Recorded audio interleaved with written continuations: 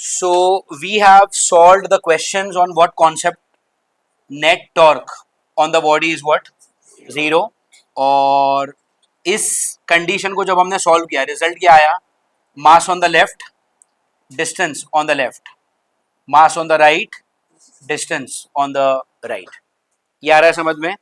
And अगर इस question इस कॉन्सेप्ट पे if I were to solve one more question, it would be, let's say there is a scale and markings are from 0 to 100, and let's say at some position 25 centimeter के marking पे we have a body and let's say the mass of the body is 30 gram.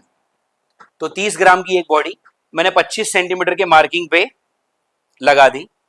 And then there is one more body which is at 75 centimeter of marking, and इस body का जो wait है और जो मास है वो है 10 grams. Are you getting it? So we have a meter scale, 0 centimetre से लेकर 100 सेंटीमीटर तक के उसके ऊपर मार्किंग है. 25 सेंटीमीटर की मार्किंग के नीचे एक बॉडी लगाई आपने 30 ग्राम की, और 75 सेंटीमीटर के मार्किंग के नीचे आपने एक और बॉडी लगा दी 10 ग्राम की. आपसे सवाल क्या पूछा गया है? आप वीडियो पॉज करके लिख लेना. Find the position of the fulcrum where it should be kept such that the rod is under rotational equilibrium और the rod is balanced. Simple से लैंग्वेज में हम क्या बोलेंगे?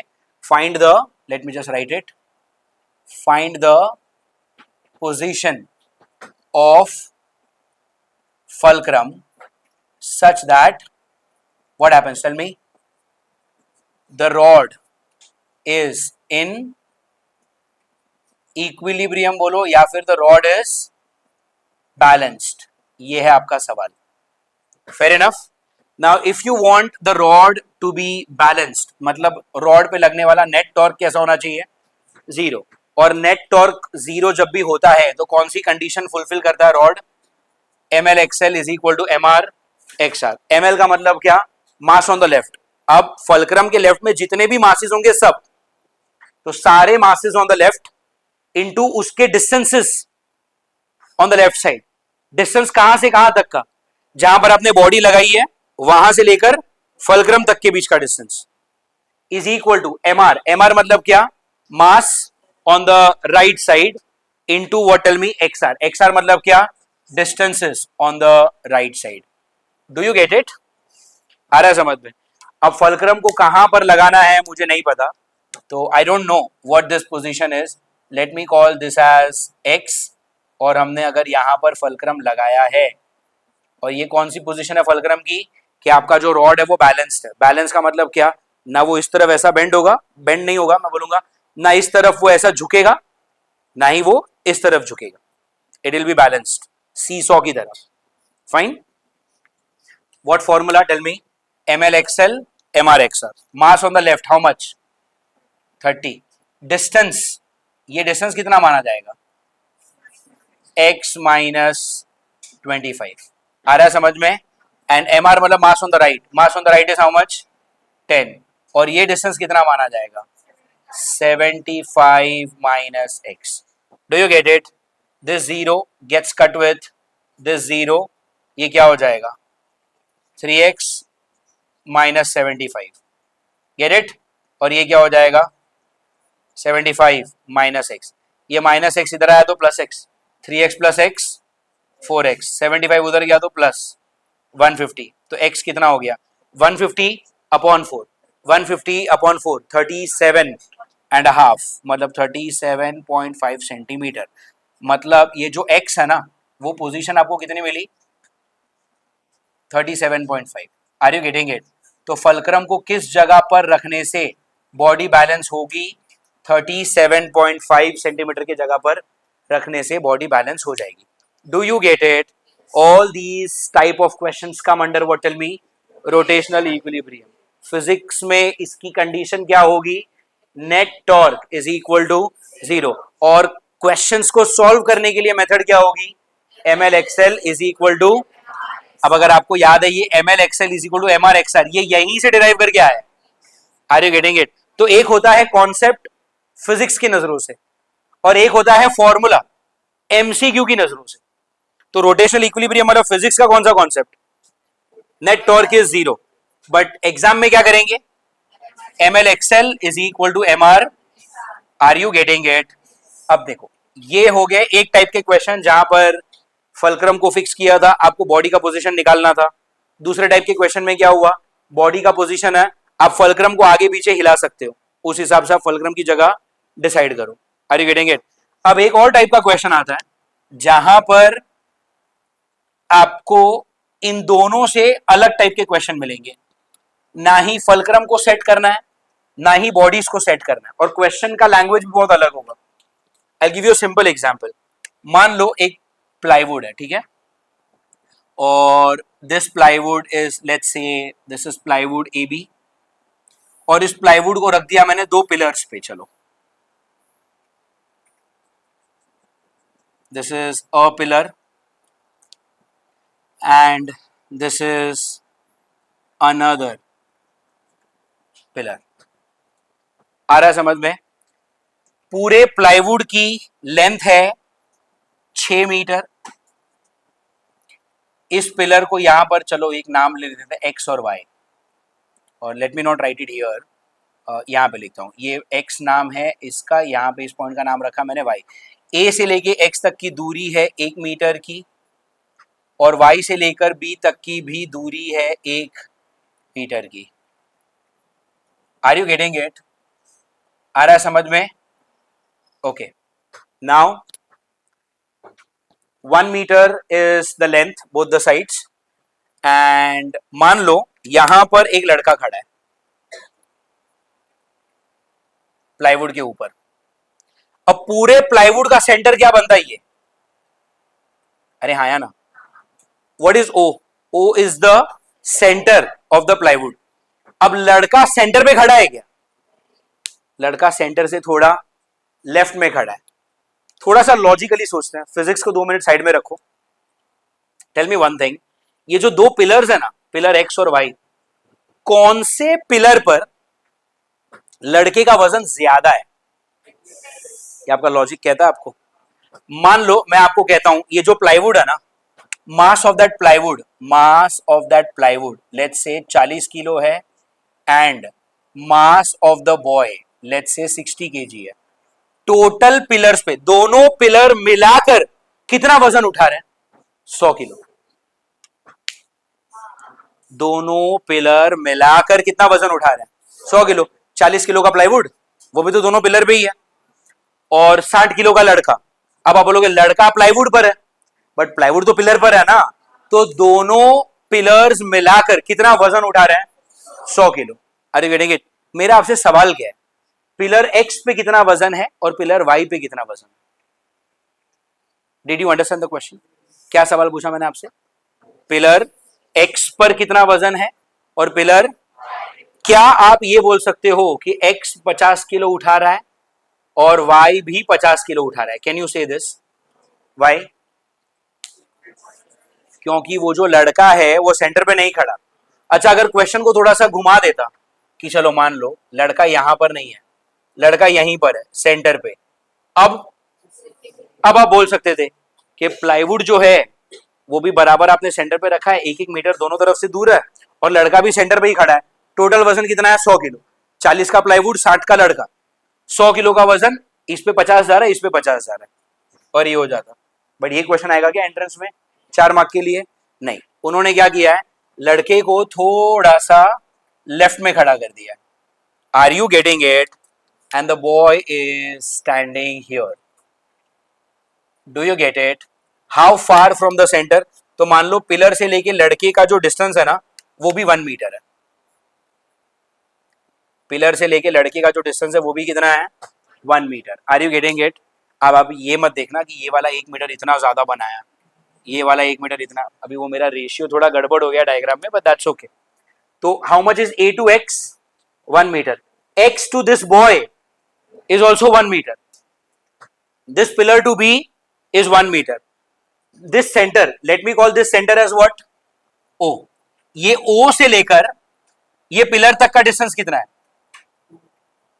अरे सोचो ना यार, ये पूरा 6, तो ये 3, ये 3 में से ये 1, तो ये कितना दो, तो ये कितना, दो, अरे यार ये एक है ना, ये दो, उसमें से ये कितना है, एक, तो ये भी कितना, ऐसे अलग अलग अलग डिस्टेंसेस आपको दे दिए। आ रहा है समझ में आपको? प्लाईवुड का मास कितना है 40 केजी और लड़का कितना है 60 KG. Do you get it? इसमें कोई डाउट है आपको? आपका सवाल क्या है? आपका सवाल ये है, out of the total 100 KG of mass, how much of mass is on pillar X and how much of mass is on pillar Y. Do you understand? इस प्रकार के क्वेश्चन सॉल्व करने के लिए भी आपको इक्विलिब्रियम का ही क्वेश्चन सॉल्व करना पड़ेगा। पहले तो ये समझो ये इक्विलिब्रियम में क्यों है। लड़का अगर यहां पर खड़ा है तो बॉडी तो बैलेंस्ड ही है ना, ऐसा तो हुआ नहीं कि प्लाईवुड पूरा नीचे आ गया टूट के, हवा में तो ये ऑटोमेटिकली उड़ेगा नहीं, तो ऊपर नीचे जाने वाली है बॉडी नहीं, ये बॉडी लेफ्ट राइट में जाने वाली है नहीं। This is called as translational equilibrium. और मैं क्या बोल रहा हूं, ये लड़के की वजह से क्या ये प्लाईवुड घूम के ऐसा हो जाएगा? नहीं। क्या ये प्लाईवुड घूम के ऐसा हो जाएगा? नहीं। तो ये रोटेशनल इक्विलिब्रियम भी है। Are you getting it? ऐसा हो सकता था अगर ये लड़का चलते चलते चलते यहां पर आ जाए तो शायद ही ऐसा घूम जाएगा, बट वो तो अलग बात है ना, वैसा नहीं हो रहा। क्वेश्चन में क्या है, if everything is stationary, if everything is settled, find the mass on pillar X and mass on pillar Y. Do you understand the question? पक्का? ऐसे क्वेश्चंस को सॉल्व करने के तरीके देखो। Solution, what do we do? आप हमेशा की तरह पहले डायग्राम बनाओगे, सोल्यूशन लिखोगे, डायग्राम को वापस बनाओगे और फिर उसके अंदर चेंजेस करोगे। इसमें चेंजेस क्या क्या आने वाले वो देखो। पहले आप बना लो वजन। प्लाईवुड का वजन कितना है 40 किलो, वो यहां पर बनेगा सेंटर पे 40G माने 400। Do you get it? क्यों सेंटर पे बनाया? पूरे प्लाईवुड का वजन कहां पे माना जाएगा? उसके सेंटर पे, that is what you call centre of mass, correct. लड़के का वजन कितना है 60 केजी, तो उसका वजन यहां पर आएगा कितना 60G यानी 600 Newton. Do you get it? अच्छा, ये लड़के का वजन 600 न्यूटन और प्लाईवुड का वजन 400 न्यूटन, मिलाकर कितना हुआ 1000 न्यूटन। ये 1000 न्यूटन किस पे जा रहा है? दोनों पिलर पे, तो मतलब पिलर से क्या आ रहा है? Normal reaction, normal reaction by X, normal reaction by Y. Do you get it? यहां तक किसी को कोई डाउट है? पक्का? ये लड़का और प्लाईवुड क्या नीचे जा रहे हैं? क्या वो ऊपर उड़ेंगे? मतलब क्या, वाई एक्सिस पे इक्विलिब्रियम बन चुका है। वाई एक्सिस पे इक्विलिब्रियम बना, उसका मतलब क्या, मैं ऐसा लिखूं, net force on Y axis is zero. अरे हाँ या ना? And if net force on Y axis is zero, उसका मतलब क्या, ऊपर वाले फोर्स नीचे वाले फोर्स के साथ बैलेंस हो जाएंगे। ऊपर वाला फोर्स क्या है? Normal on X plus, normal on X नहीं पढ़ेंगे, इसको हम पढ़ेंगे normal by X and normal by Y is equal to what, 400 प्लस 600 ना, कितना आ जाएगा 1000 newton. Call it as equation 1। इसको आप आगे वैसे भी सॉल्व नहीं कर पाओगे। अरे दो अननोन है ना, दो अननोन कैसे सॉल्व होगा? नहीं होगा। Do you get it? ठीक है, अब हम क्या करेंगे, ये आपने क्या अप्लाई कर लिया, ये आपने अप्लाई कर लिया translational equilibrium.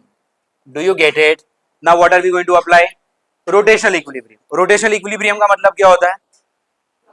Net torque is zero, net torque is zero, torque net is zero. और इसको सॉल्व करने का तरीका क्या बोला था मैंने? मास ऑन द लेफ्ट लिखा था ना पहले हमने, मास on the left, distance on the left, mass on the right, distance is on the right.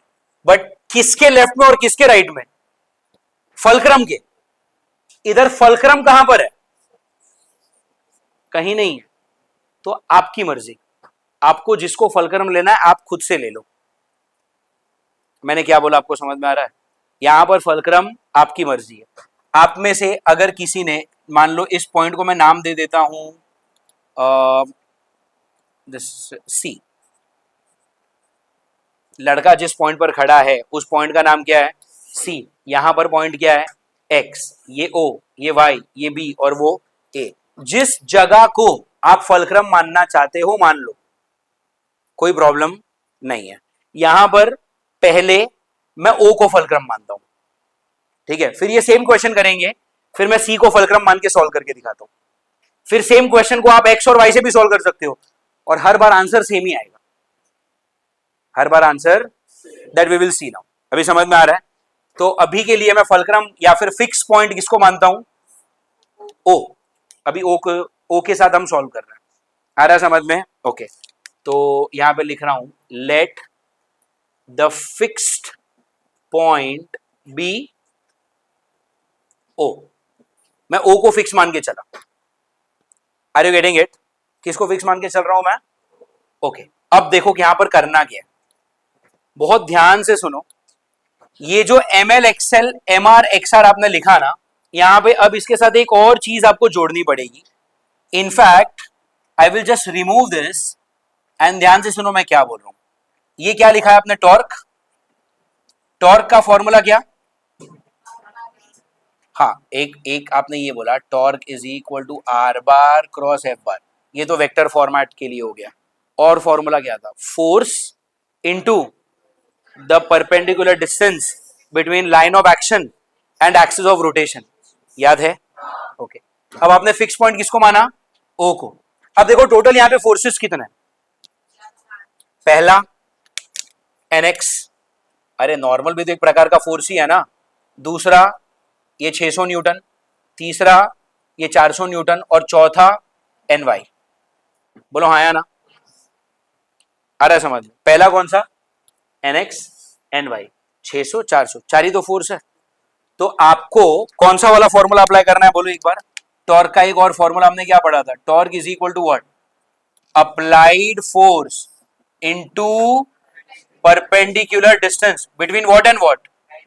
Between line of action and axis of rotation. Do you get it? I want to use the second formula. Second वाला formula apply करेंगे। Applied force, कितने forces हैं यहाँ पे? 4। तो आप ये formula कितनी बार अप्लाई करोगे? 4 बार। Do you understand? देखते हैं, सबसे पहले क्या? nx, सबसे पहले क्या? nx, उसके साथ मल्टीप्लाई करेंगे उसके डिस्टेंस को। बट आप डिस्टेंस कहां से देखोगे? आपने फिक्स पॉइंट किसको लिया है? तो डिस्टेंस ओ से देखो। Are you getting it? Distance अगर मैंने ओ से देखा तो एनएक्स का ओ से डिस्टेंस कितना है? ये पूरा 6, तो ये कितना? 3, 3 में से ये कितना? 1, तो ये कितना? तो एनएक्स इंटू 2। बोलो हाँ या ना? अप्लाइड फोर्स इंटू डिस्टेंस ना, ये एनएक्स हो गया। उसके बाद क्या है? 600। आ रहा है समझ में? 600 का डिस्टेंस कहां से देखोगे? Let the fix point be O, आपने ओ को फिक्स किया है ना, ओ से डिस्टेंस देखेंगे। 600 इधर है, उसका ओ से डिस्टेंस कितना है? ये पूरा 6, तो ये कितना? 3, ये 3, उसमें से ये कितना है? 1, तो ये कितना? 2, 2 में से ये कितना? 1, तो ये कितना? तो 600 इंटू 1। बोलो हाँ या ना? आ रहा है समझ में? ओके, उसके बाद क्या है? ये 1 हो गया, ये 2 हो गया, तीसरा कौन सा है? 400। 400 को आप डिस्टेंस जब लोगे, डिस्टेंस कहां से लेने वाले हो? 400 तो ऊपर ही है, तो डिस्टेंस आएगा 0। तो 0 से मल्टीप्लाई करोगे तो कुछ मिलने वाला है, तो उसको लिखो ही मत ना फिर। Are you getting it? आ रहा है समझ में? और फिर लास्ट में कौन सा है? Normal by Y. Normal by Y का डिस्टेंस कितना है? कहां से डिस्टेंस देख रहे हो आप? कितना डिस्टेंस है? And net torque is equal to what? Tell me. 0। आ रहा है समझ में? टॉर्क में अगर आपको याद है, मैंने आपको बोला था एक बात, अगर एंटी क्लॉकवाइज बॉडी घूमेगी तो टॉर्क कैसा माना जाएगा, और अगर क्लॉकवाइज घूमेगी? Do you remember this? अब इसको अप्लाई करने का टाइम आ गया है, ध्यान से देखो। आपने बॉडी को कहां से फिक्स करके रखा है?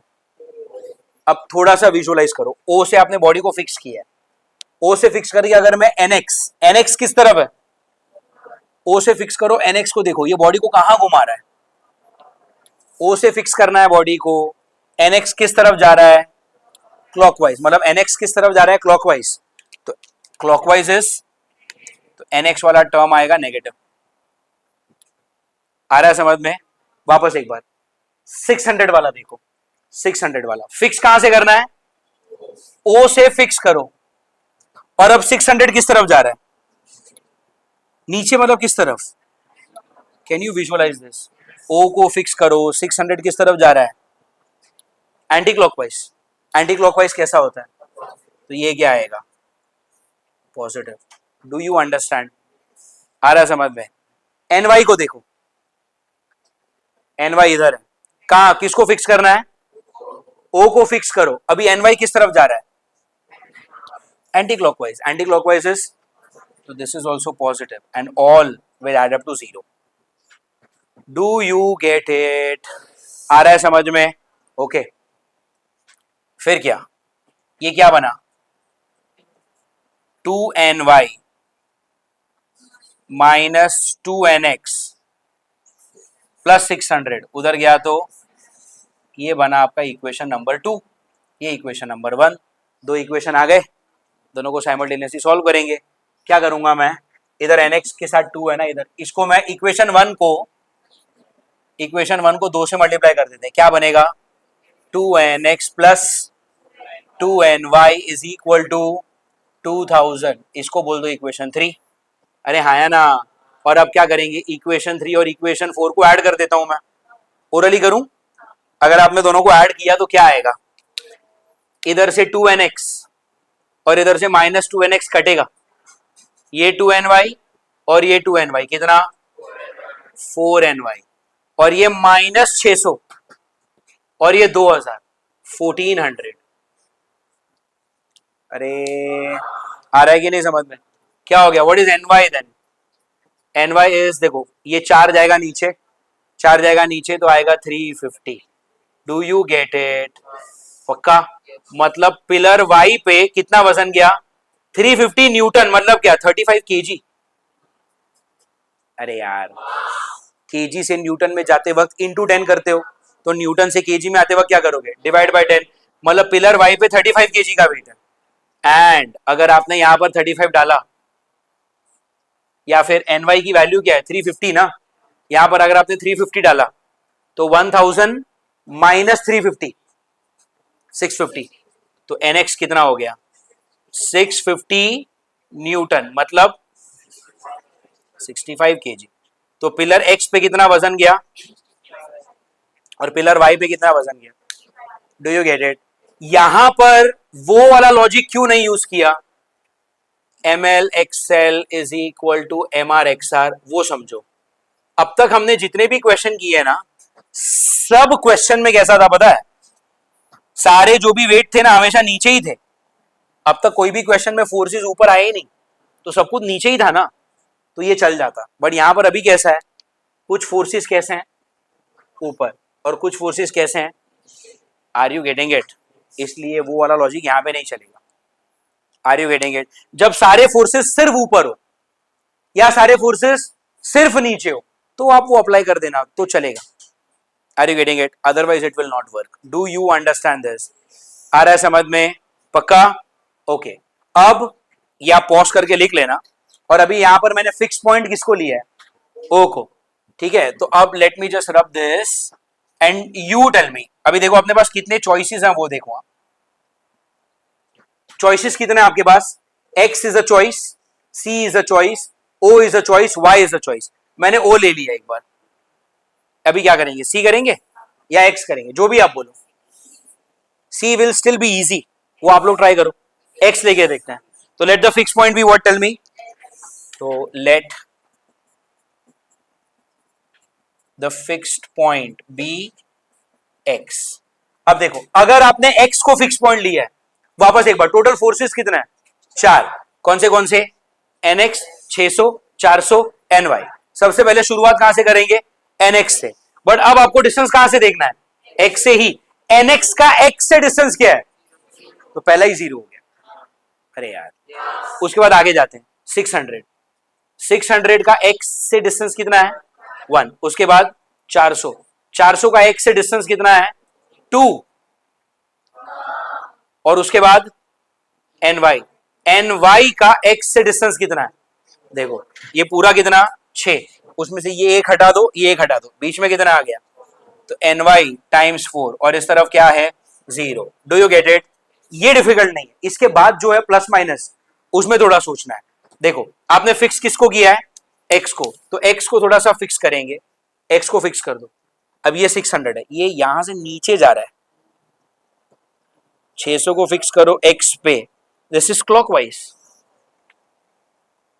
x को फिक्स किया ना, where is 600 trying to go, clockwise. अरे यार, what about 400, that is also clockwise, so 600 भी क्लॉकवाइज है, 400 भी, and where is ny trying to go, where is ny trying to go, तो एंटी क्लॉकवाइज वाला पॉजिटिव, मतलब खाली ny पॉजिटिव आएगा, बाकी दोनों नेगेटिव आएंगे। Do you get it? तो ये पॉजिटिव, ये नेगेटिव और ये नेगेटिव, आ रहा है समझ में? इक्वेशन क्या बना, -600 और -800, -600 -800 -1400, वो 1400 इस तरफ आएगा, 1400, और इस तरफ क्या बना, 4ny, ओ ny कितना, 1400/4, 350 newton. Are you getting it? और फिर इसकी वैल्यू इसमें डाल दिया तो nx वही आएगा। Are you getting it? In fact this is a better solving. अरे साइमल्टेनियसली सॉल्व तो नहीं करना पड़ा, अब थोड़ा सा सोचो एंड मुझे बताओ why is this a better solving. आपने अगर आपके फिक्स पॉइंट को x मान लिया तो nx 0 हो गया, nx 0 हो गया ना, तो वो इक्वेशन में आया ही नहीं, वो इक्वेशन में आया नहीं तो एक ही अननोन बना, डायरेक्ट सॉल्व हो गया। Are you getting it? तो टेम्प्ट क्या करेगा कि सेंटर वाले को फिक्स पॉइंट लेके सॉल्व करते हैं, बट अगर आपने सेंटर वाले को फिक्स लिया ना तो 400 की वैल्यू 0 हो रही है, जिससे तुम्हारा कोई फायदा नहीं है। अब तुम्हारी इक्वेशन में nx भी आ रहा है, ny भी आ रहा है, फिर दो इक्वेशन मिले, दो इक्वेशन को तामझाम करना पड़ेगा। Are you getting it? तो हमेशा फिक्स पॉइंट किसको लो, उसको फिक्स लो जहां से कम एक अननोन 0 हो जाए। अरे यार, फिक्स किसको लेना है, उस पॉइंट को लो जहां से कम एक अननोन का टॉर्क तो 0 हो जाए। जैसे यहां पर मैंने x को लिया, आप चाहते तो y को भी ले सकते थे, अब क्या आता बोलो। अब अगर मैंने y को फिक्स पॉइंट माना, tell me, this is my third solving, if you take let the fix point be y को फिक्स पॉइंट लिया, कितने फोर्सेस हो टोटल, 4, कौन से nx 600 400 ny, है ना, nx 600 400 और ny। nx से शुरुआत करते हैं, nx की y से दूरी कितनी है, डिस्टेंस कितना है, 4, तो nx टाइम्स 4, उसके बाद 600। अरे यार 600 का y से डिस्टेंस कितना है, 3, y3, ये पूरा 6, उसमें से ये एक चला गया तो ये बचा 5, उसमें से ये एक और एक चला गया तो बचा कितना, 4, उसमें से ये एक चला गया तो ये कितना बचा, 3, तो 600 इंटू 3, बोलो हाँ या ना। उसके बाद 400, 400 का y से डिस्टेंस कितना, 2 इज इक्वल टू 0, क्यों ny क्यों नहीं लिया, अरे ny तो y पर ही है ना, तो उसका डिस्टेंस कितना आएगा, 0। अब मुझे खाली प्लस माइनस बताओ, अभी फिक्स किसको करना है, y को। चलो अभी थोड़ा सा सोचो, y को फिक्स किया, अभी nx किधर घूम रहा है, y को फिक्स किया है क्लॉकवाइज, y को फिक्स किया 600 कैसा जा रहा है, और y को फिक्स किया तो 400 भी कैसा जा रहा है, तो ये दोनों एंटी क्लॉकवाइज है, ये दोनों पॉजिटिव, और ये क्लॉकवाइज है। Do you get it? आ रहा है समझ में? ये कितना है, -4nx, इस तरफ ले लो, +4nx, 400 और 2 800, 600 और 3 1800, 1800 और ये 800, 2600। Do you get it? What is nx? 2600/4, 4 6 jar 24, बचा 2, 50, 650 न्यूटन, मतलब 65 kg, nx ही मिल गया सीधा। Are you getting it? So what is a better way of solving, center को फिक्स ले लो या थोड़ा सा दिमाग लगा के उस पॉइंट को फिक्स लो जहां से एटलीस्ट एक अननोन तो 0 हो जाए। Are you getting it? तो मैंने 3 बार सॉल्व किया, एक बार o को लेकर, एक बार x और y को लेकर, अब तुम एक सॉल्व करके आओगे c को लेकर, तुम्हारा आंसर मैच होना चाहिए। Do you understand this question? आ रहा है समझ में? पक्का? ऐसा एक और question, shall we solve one more question like this? Let's say from a ceiling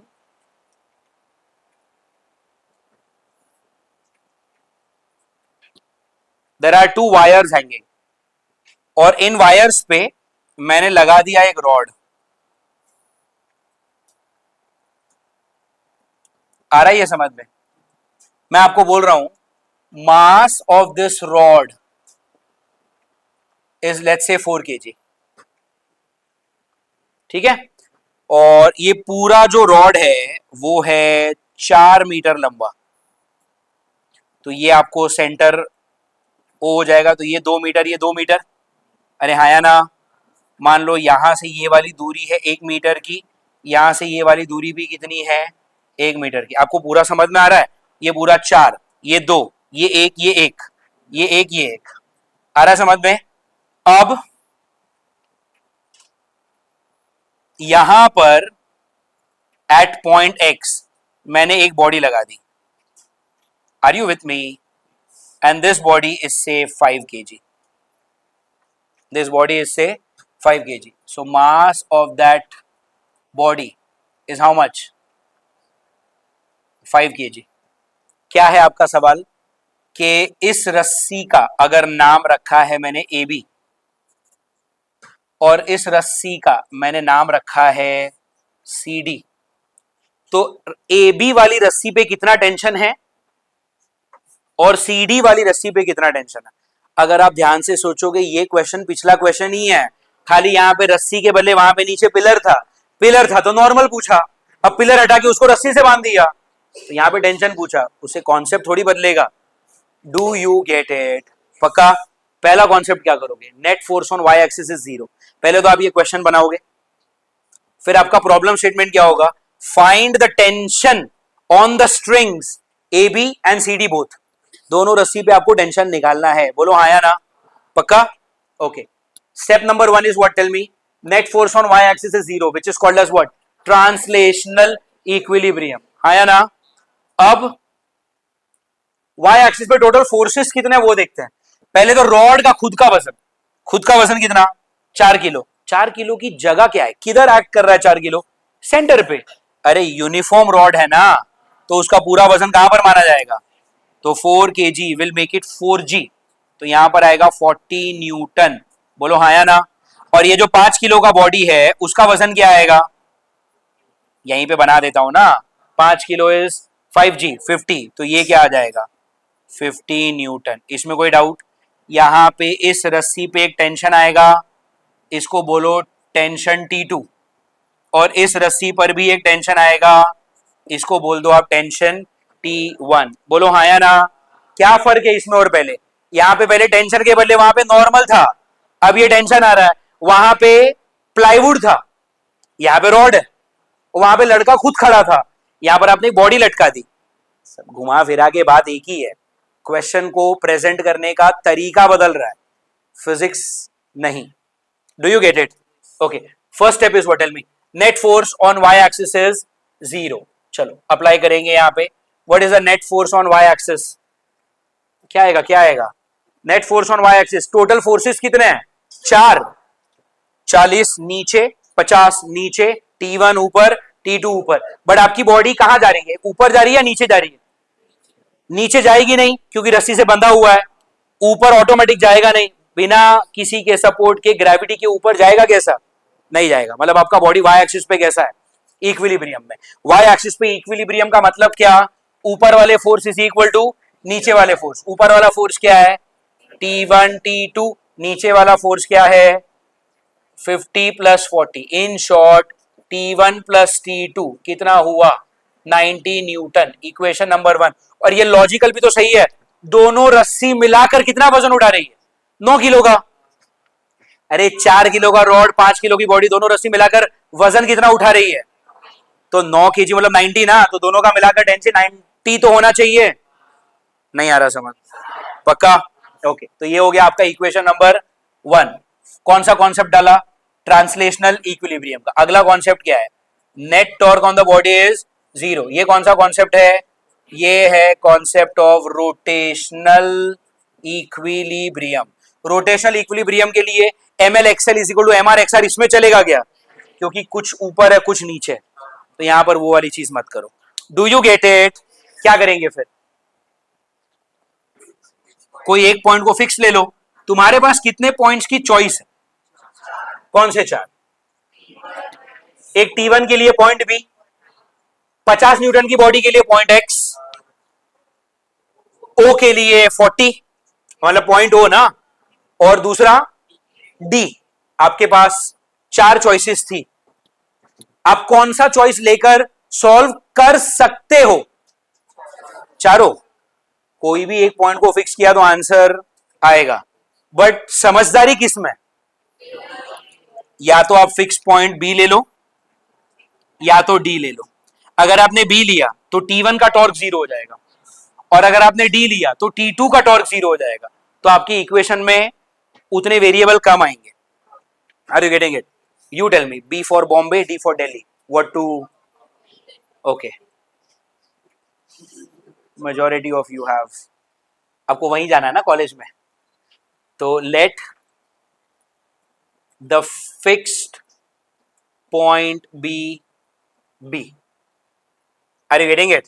अब अगर आपने बी को फिक्स किया तो T1 का डिस्टेंस बी से कितना है?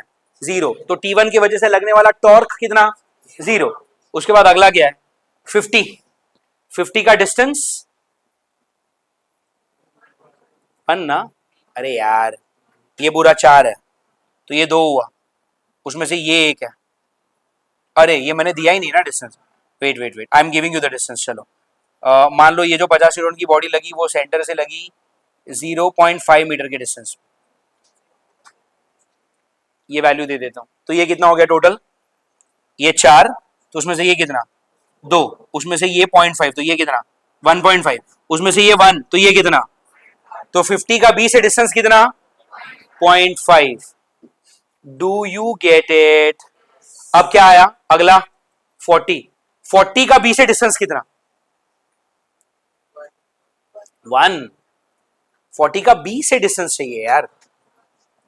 ये 40 का ये वाला डिस्टेंस इज 2, बट उसमें से ये 1 चला गया ना, तो डिस्टेंस कितना? 1। Do you get it? 40 into 1। और फिर T2